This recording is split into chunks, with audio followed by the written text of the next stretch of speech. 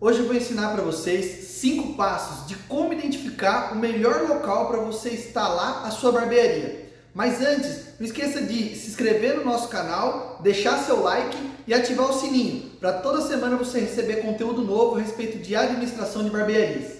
Mas vamos lá! Bom, o primeiro passo que eu quero abordar com você é qual é o público-alvo da sua barbearia. Se você já tem ele instalado em algum lugar ou se você está pensando em sair de onde você trabalha para montar a sua própria barbearia, primeiro você precisa identificar e está muito claro isso para você. Qual que é o público que você busca?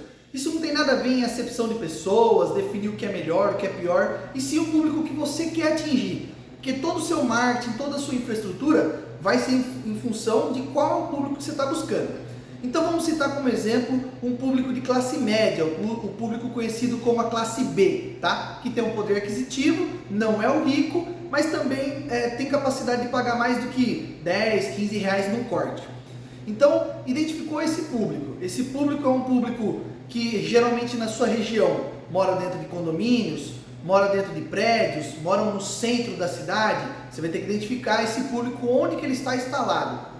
Depois, qual é a dimensão da minha cidade? A minha cidade é uma metrópole, tem 1 milhão de habitantes, 600 mil. Por que você precisa identificar isso aí? Em função da localização, muitas vezes se está numa cidade grande, você vai precisar se instalar dentro de um bairro, onde geralmente tem pessoas com poder aquisitivo de classe B. Agora, se você mora numa cidade do interior, geralmente esse fluxo de pessoas está centralizado dentro do centro da cidade. Então você vai procurar um ponto onde seja numa área central, tá? Então o primeiro passo é, identifiquei qual é esse público.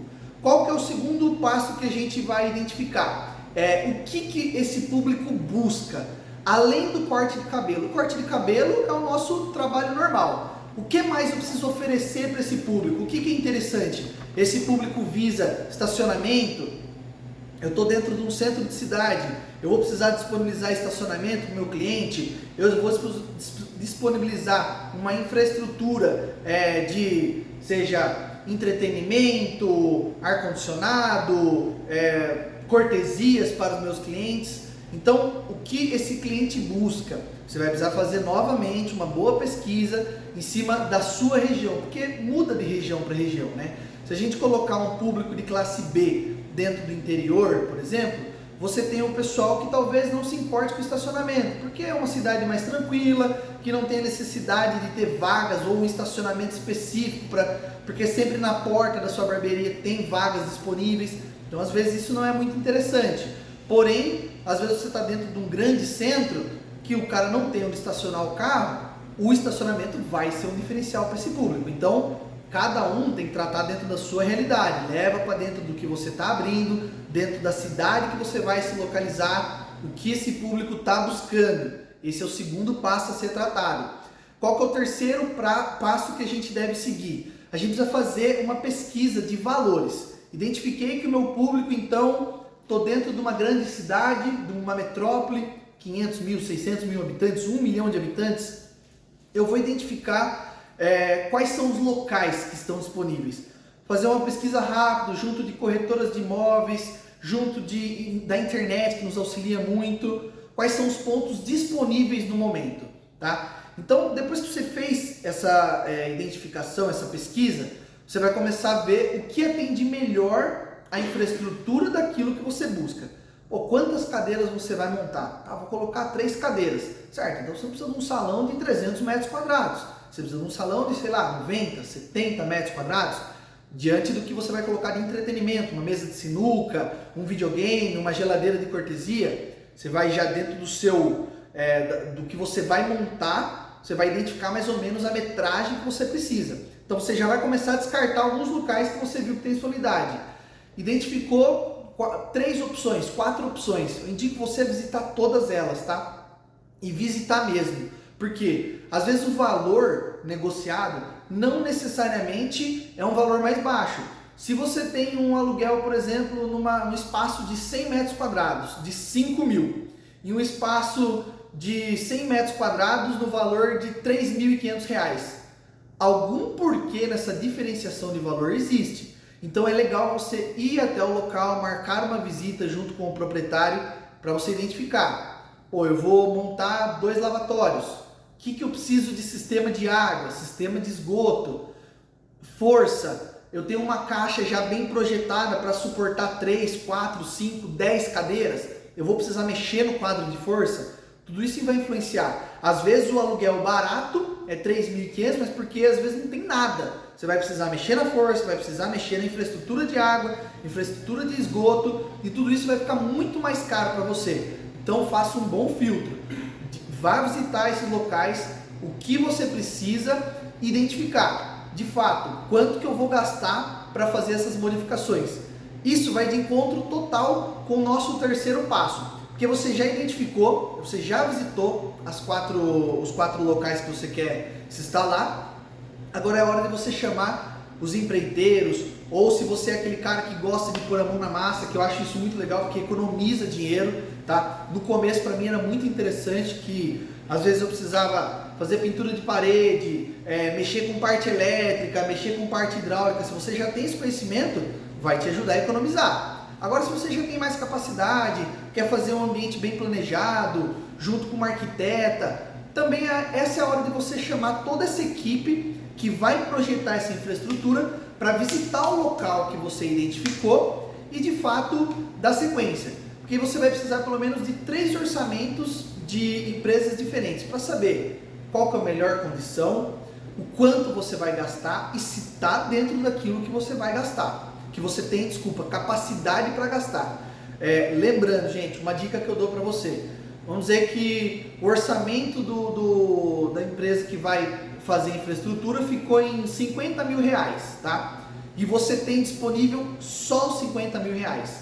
Gente, obras nunca fica naquele primeiro orçamento, porque começa a aparecer problemas, às vezes uma parede com infiltração, às vezes você vai passar o sistema de internet para um ponto que não pode passar. Então sempre calcule de 15 a 20% a mais. Então quer dizer, se você tem aí 50 mil de teto de gasto, você tem que achar uma empresa que no máximo cobre de você 40 mil reais, porque você vai ter mais uns 10 mil de gastos extras que sempre acontecem, tá?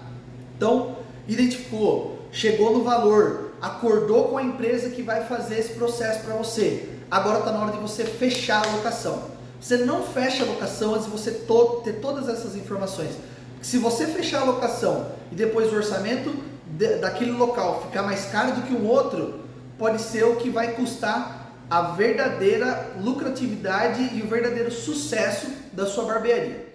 Então, no 5º passo, é hora de você consolidar todas essas informações, juntar com os valores e recursos que você tem disponível, e é hora de você ir negociar junto da corretora de imóveis ou junto do proprietário do imóvel.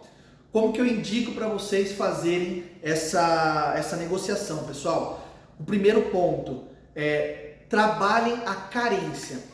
Você, quando pega a chave na mão do proprietário, você vai levar em torno de 5 a 10 dias, que é a parte burocrática de assinar contratos, finalizar com a empreiteira, para você iniciar a obra de fato.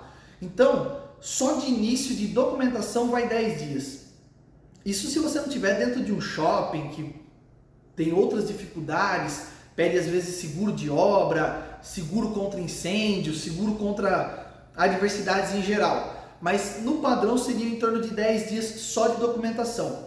Depois, no seu orçamento, o seu empreiteiro, o seu pedreiro ou você já montou, olha, eu vou levar em torno de 20 dias para realizar a minha infraestrutura, a minha parte de obras.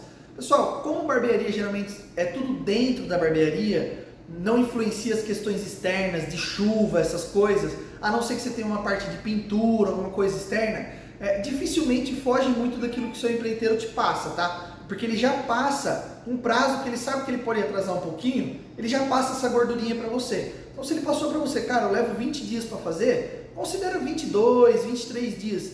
Minha experiência nas 4 unidades que eu abri até hoje, sempre foi uma margem de 2, 3 dias a mais do que o empreiteiro me passou, em função realmente de um problema ou outro na parte externa. Porque interno o pessoal consegue arrepiar, assenta piso, faz elétrica, faz hidráulica, trabalha todo mundo junto, então você geralmente cumpre esse prazo. Então o que eu estou falando? 10 dias de documentação, mais 20 dias de obra. Negocie com o proprietário do imóvel pelo menos uma carência de 30 dias. o que seria o ideal dos mundos, tá? Pelo menos 60. Por quê? Você teria 30 dias para trabalhar, para executar a obra, mais 30 dias trabalhando. Você não vai tirar dinheiro do seu bolso para colocar o primeiro aluguel.